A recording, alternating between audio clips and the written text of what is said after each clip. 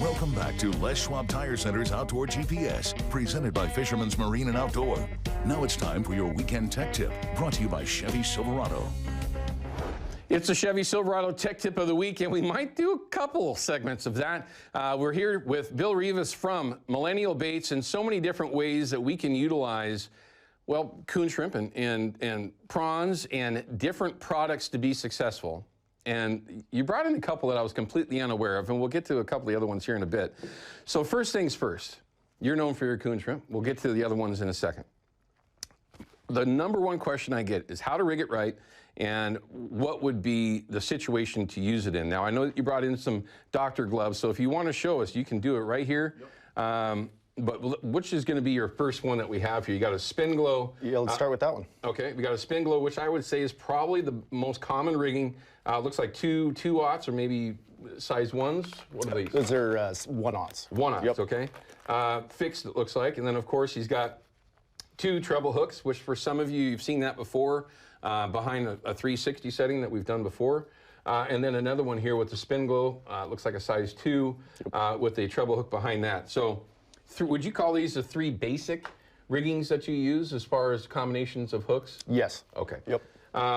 Out of these 3, today being the 17th of March, which one would you find yourself fishing? Let's say you're on the Willamette somewhere. On the Willamette? Yep. Which rigging would you be using mostly today? You know, if I was plunking, I'd probably be using the tuna ball setup. Okay. And then, you know, probably that again. You know, I'd probably be plunking or something. If I was trolling, I'd probably be doing something like a hard bait. You know, okay. Gotcha. Or a prawn. Very good. Very good. And we're going to get to this mulch product, everyone, here in a second, and how the versatility of that. And we're going to show you these plugs, and there's a super bait in there, a stuffer bait, and over there in the corner, you can see a tuna ball as well. So bear with us on this. But with this particular setup, you got your thanks, sir. Fixed rig. Yep. So you're going to pick out your coon shrimp that you want to fish at the time. What's your preferred deal? Obviously, you got great baits all the way around, but do you like a bigger one or a smaller one? You know, that's kind of a medium bait. I kind of like that. Don't get me wrong. You know, depending on certain days, you know, or certain riggings, I might do that on a trolling rig, you know, and use it more like a prawn. Okay. You know, depending on water clarity. By all means. Right. That's actually just a small prawn size. Yep. And then I'll use some of the smaller ones, you know, and kind of save those for sockeye and, you know, summer steelhead, lower water conditions, clear water conditions. So, all right. Yeah. So, again, this is his rigging there. Again, 2 1/0s on there. We're just going to come right up here on about that second knuckle up above the carapace. Okay. Come in ever so slightly. Because you do have to be very careful with these are very shells. Delicate baits, yes. Shrimp are the most delicate baits you're going to get. So just kind of pop out through there, get your egg loop out. Now, you mentioned that they're very delicate, yes, but if they're rigged correctly, they will fish for quite a long time. They can be very durable, too, yes. Very, very true, because they are very aerodynamic. Yes, coon shrimp are definitely going to be the most durable baits out of your shrimp. Jeez. So. God, that smells good. I mean, we don't have smell-o-vision, everyone, but, well, now, hold on. I've got a pretty good nose. I can kind of pick little things out. I'm not going to say nothing. Is there a little anise in there, though? There might be some stuff. You know? See? There's some random stuff in there. That. Yeah. All right, so let's go back to this real quick. So all you did was there's an egg loop at the very top. Yep. You've got it spaced out enough to where that bottom hook is right there at the whiskers. Yep. Enough room, of course, for the salmon or steelhead to grab a hold of that. This rigging, looking at perfectly like it's rigged now, everyone. The only thing I would mention is that you've got it dead center. I mean, it is just dead center. Is that important to make sure that that hook is placed right? Are you looking for a spin or a roll or anything, or do you just want it to lay nice and straight? On that rigging, that's just going to lay nice and straight. Okay. You know, and some guys like to come out through the eyeball, you know, and there's different variations and ways you can do it. That's just the way I've always done it, the way I like it. All right. Now, that would be the bait almost exactly that I would put behind a diver and bait in Oregon City right now, where I'd have my size 50 jumbo jet diver, and I would be back trolling that with a smile on my face. Do you ever fish these without anything in front, just the shrimp itself? Every once in a while. That's kind of one of those little quiet deals. But yeah, super clear water conditions, you know, things like that, warm water, yeah, absolutely. We'll downsize to absolutely nothing. Okay. Nothing in front of it, run it bare. Okay, makes sense. Even behind a 360. Yeah, see, now that's where we'll cover that at some point. Yeah. So very basic. Don't overthink this, and I think that's where a lot of folks that might be new to these baits do, is that you overthink where to get the hooks, right? And you don't want to use too big of a hook. Yeah, you can get away with it, but that bigger hook pokes a bigger hole, and it makes that shell a little bit less durable.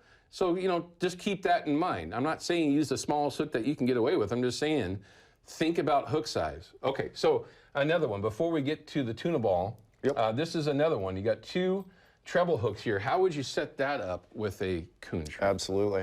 Now, that's an interesting grab one. Another one here.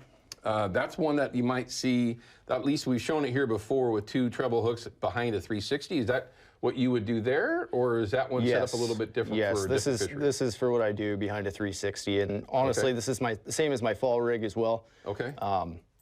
What size are those treble hooks? Those are size 2. Okay. Size 2 treble hooks. Yeah. And you're just running it right through the side of the tail. Just like that. Right at the very, very top of the curl. You're not trying to straighten it out at all. You're relying on the aerodynamics or whatever of the bait being naturally curled. I am, exactly, yes. Okay. And it stays on there nice and straight, and that's the idea, is you really want it to be straight on there so it's not flopping. Gotcha. You want your bait behind that 360 to be very with it. Now, with the 360, obviously there's many different versions that are out there. Yep. You're going to get a little bit of whip on that. There's going to be a little bit of thump. Do you find that the baits will come apart because of that, or is it just something that is just typically durable? Yeah, they're typically durable, and the reason why is because we're picking through our baits and we're making sure they're the best they can possibly be. I will admit that's one of the reasons why I gravitate. I've got them all. Yeah. Like, so obviously, I mean, I get the opportunity to fish a lot of different baits. Yep. Some of them you'll go through and you'll find that are going to be softer than others. It doesn't matter who manufactured it. And those are the ones, just like what he mentioned, if you find a bait in there that seems like the head, maybe that's a good question to ask. Yeah. If you're going through even your own baits and you find one that isn't quite right, what is it that makes it not quite right? I mean, I'm honestly looking for a rock. I want that carapace to be nice and firm. You know, when they're questionable, I know by the time it rolls around in that jar for the next 3 months or whatnot, and they poke into each other, it's probably going to go soft. Okay. So there's different variations that I know when I'm picking through that that one's acceptable, that one's not. Gotcha. So yeah. So when you're going through your baits, squeeze the head. When he's referring to the carapace, that's the shell on the head. Okay. You squeeze that. You kind of don't destroy it. Very lightly. Yes. They're just very delicate. They're You're shrimp. feeling it to see if it's firm, and if it's good and firm, that's a great bait to fish. If it just squishes easy, put that back in there. Maybe save the tail for another bait. You're going to find it again. Trust me. But check those baits when you do that. So 2 basic riggings, both of which can be used today, okay? The single setup with 2 single hooks, of course, fixed rigging, 2 1/0s, and then 2 size 2 trebles with just 1 hook through the corner here with a 3.5 blade on it. Run that behind your 360. You could quite honestly fish that a number of different ways. On the anchor, just behind a lead, just bouncing it back would be very effective because it's beautiful, number one, as you can tell everyone. But the next one I want to show you when we come back from this break is you have a tuna ball set up here with a product called mulch. Yep. You are going to want to see this. Because I don't know what your odds are of getting out of here with this, but I tell you, it's slim. No, it's staying here. Very slim. We'll be right back. Outdoor GPS is brought to you by Yakima Bait, steeped in tradition, innovation, and fishing success. And by Procure Bait Sense, ruthlessly effective.